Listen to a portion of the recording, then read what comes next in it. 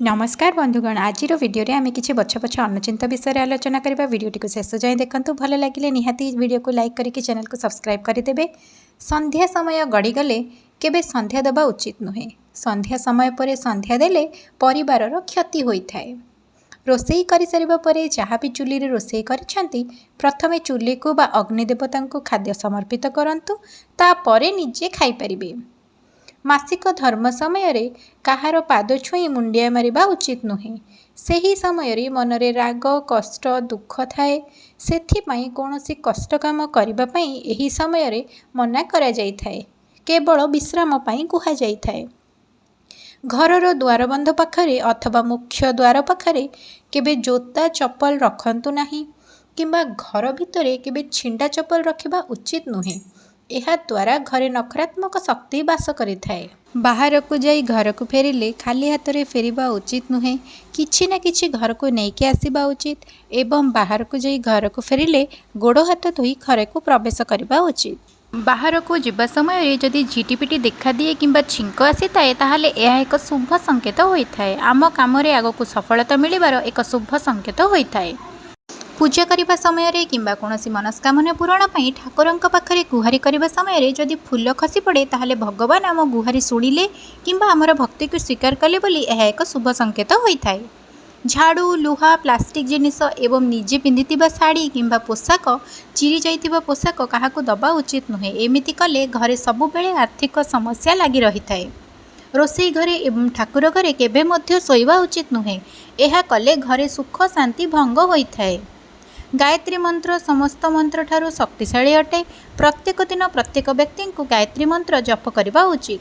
प्रत्येक देवी देवतांकर गायत्री मंत्र रही है जहाँकि मन रखा खूब सहज होता है।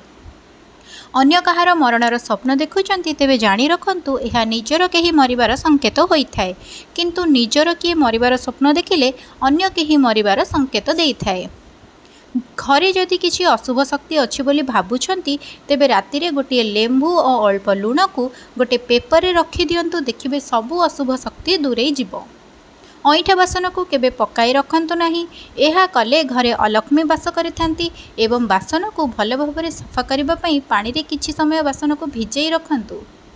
राति रे केबे भी अईठा बासन को गदा करी रखंतु नाही कि बासन माजिबा समय रे अधिक शब्द करी बासन माजंतु नाही। बासनर अधिक कर्कश शब्द सुनिले माँ लक्ष्मी सेही घर छाड़ी चली जाती बोली विश्वास रही थाए। घर को सजासजी करबा पई केबे भी कला रंगर किछि वस्तु व्यवहार करबा उचित नुहे। काहेकि ना वास्तुशास्त्र रे कला रंग को अशुभ बोली कुहा जाइछि। घरर मुख्य द्वार पाखरे हसुथिबा बुद्धंकर फोटो किंबा मूर्ति रखिबा उचित। एहा द्वारा घर को नकारात्मक शक्ति पशि पारे नाही एवं घरर धन वृद्धि होइथाए। वास्तुशास्त्र अनुसार घरर रंग गोटे प्रकार रहबा उचित। एहा द्वारा घरर वातावरण भल रही थाए एवं घर गोटे रंग हेबा द्वारा घर बहुत सुंदर देखा जाए। विभिन्न प्रकार रंग द्वारा ग्रह मानकर खराब प्रभाव पड़ी थाए कारण प्रत्येक ग्रह मानकर अलग अलग रंग प्रतीक होई थाए। घरे छोट पिला मानकर पढ़िबा टेबुल टी पूर्व दिग को रखिबा उचित। एहा द्वारा पिला मानकर पढ़िबा पई मन लागि थाए एवं स्मरण शक्ति मध्य बढ़ी थाए। मासिक धर्म समय रे नारी माननको अधिक खट्टा मिठा खाद्य खाइबा उचित नुहे। एहा कले पेटरे अधिक जंत्रणा अनुभव होइथाए। मुहरे कला दाग व्रण को दूरेबा पई प्रत्येक दिन हलदी बेसन लगेबा उचित। एहाको एक मास पर्यंत कले एहार प्रभाव भल पड़ी थाए। अंगूर कमला लेंबू तरबुज एवं अमृतभंडा खाइबा द्वारा त्वचा चिक्कण एवं ग्लो करिथाए। प्रत्येक दिन एसबू खाइबा लोकंकर अलगा फेस प्रोडक्ट दरकार ही पड़िबो नाही। घर भितरे कंटा गछ लगेबा अशुभ बोली माना जाइथाए। सेही घरे अशुभ शक्ति बास करिथाए एवं घरे दरिद्रता बढ़ी थाए। रोसई घरे तावा को ओलटाई रखिबे नाही। एमिति घरे सबुबेले कले अभाव लगी रही थाए एवं रुटी करि सारिबा परे तावा को संगे संगे माजी रखिबा उचित। जीवन में थरे प्रत्येक लोकंकु रामायण भागवत गीता गरुड़ पुराण इत्यादि हिंदुशास्त्र पुराण धर्म ग्रंथ को पढ़ा आवश्यक। यह द्वारा व्यक्ति को जीवनर लक्ष्य विषय जना पड़िबो। बंचिबा पई अधिक ज्ञान मिलिबो। जीवन में जार उत्तर मिलूना ताहा पुराण शास्त्र पढ़िले उत्तर मिलिजिबो।